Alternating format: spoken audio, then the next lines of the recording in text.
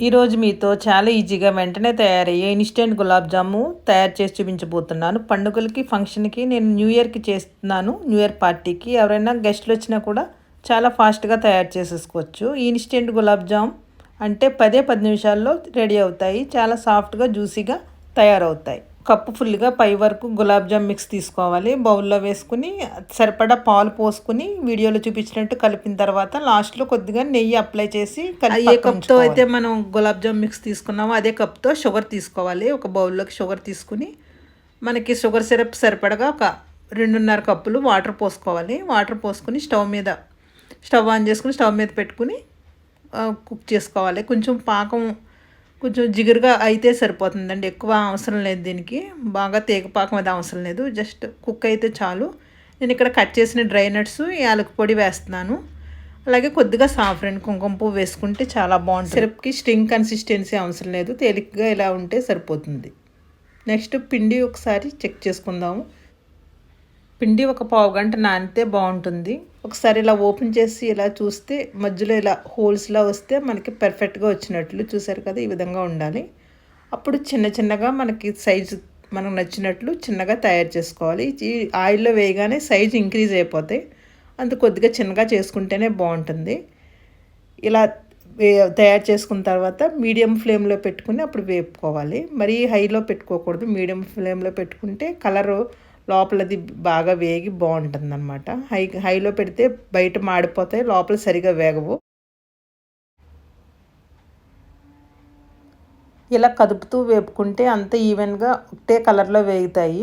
మొత్తం అంత ఈవెన్గా ఉంటుంది అనమాట కలర్. అందుకని ఇలా కదుపుతూ వేపుకుంటే బాగా వేగుతాయి. కొద్దిగా ఈ కలర్ రాగానే తీసేసుకుని అప్పుడు వేడివేడిగా ఉండాలి షుగర్ సిరప్. ఆ షుగర్ సిరప్లో వేసేసుకోవాలి. వేడివేడిగా ఉంటే బాగా పట్టుకుంటుంది పాకం.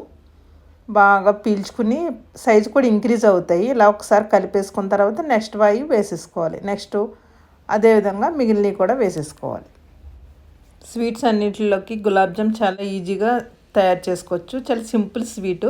షుగర్ సిరప్ వేడిగా ఉండాలి. వేడిగా ఉంటేనే బాగా పీల్చుకుంటాయి గులాబ్ జాములు. ఆయిల్లోంచి తీసిన వెంటనే వేడిగా ఉన్న షుగర్ సిరప్లో వేసుకోవాలి.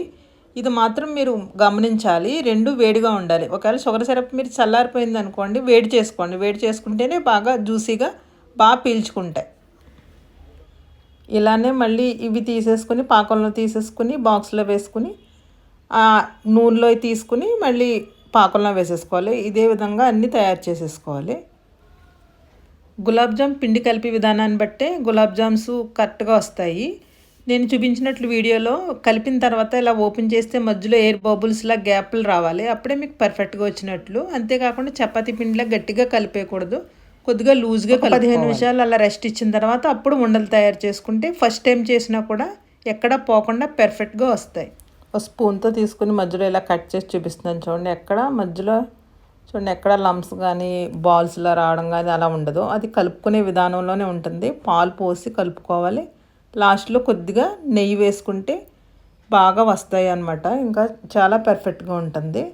బాగా పీల్చుకుంటాయి. మనకి చిన్న సైజు చేశాను కాబట్టి చిన్నవి వచ్చినాయి. అదే పెద్ద సైజు చేసుకుంటే బాగా పెద్దవి వస్తాయి. ఆ సైజు అన్నది మన ఇష్టము. ఇలా మొత్తం కంప్లీట్ అయితే ఒక 50-60 అయినాయి అనమాట. ఇలా చాలా ఈజీగా తయారు చేసుకోవచ్చు.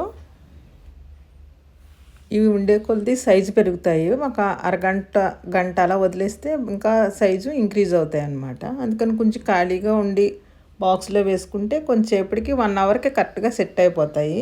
మిగిలిన షుగర్ సిరప్ వేసేసుకున్న తర్వాత కట్ చేసుకున్న పిస్తాలు వేసుకుంటే చాలా కలర్ఫుల్గా ఉంటుంది. అలాగే సాఫ్రిన్ కూడా వేసుకుంటే తినేటప్పుడు కంటికి కలర్ఫుల్గా చాలా ఇంపుగా ఉంటుంది.